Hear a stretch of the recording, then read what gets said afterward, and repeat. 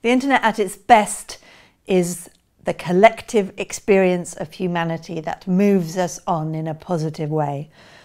The internet at its worst is the collective experience of humanity that moves us on in a negative way.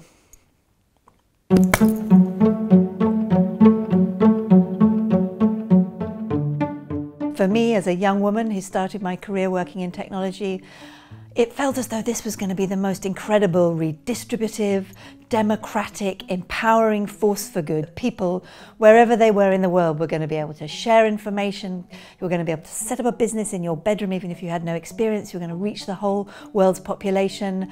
You know, that children were going to have access to the connective knowledge that we were all going to put on the internet. To a degree, that's absolutely been true. You know, you can go on your computer and have things delivered to your front door in the next few hours.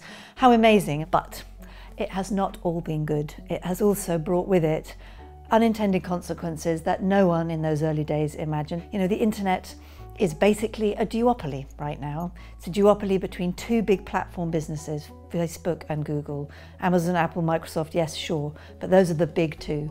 And that still takes my breath away. I don't really blame any one group of people for what's happened to the internet. I think it's a process of lots of things, and also rapid growth of scaling of platform-based businesses, so-called platform businesses, that just happened so quickly.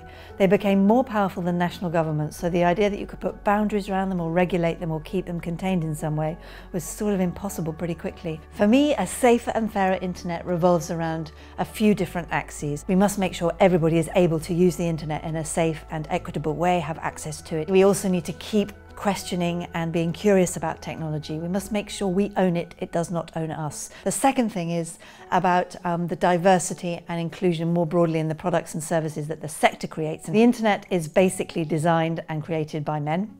I'm a young woman, or was a young woman, not anymore, who is lucky enough to fall into the technology sector. And I believe deeply that we need to encourage all kinds of people to take part, create and build the future. And at the minute it is looking terrifyingly like the hierarchies of industry of old.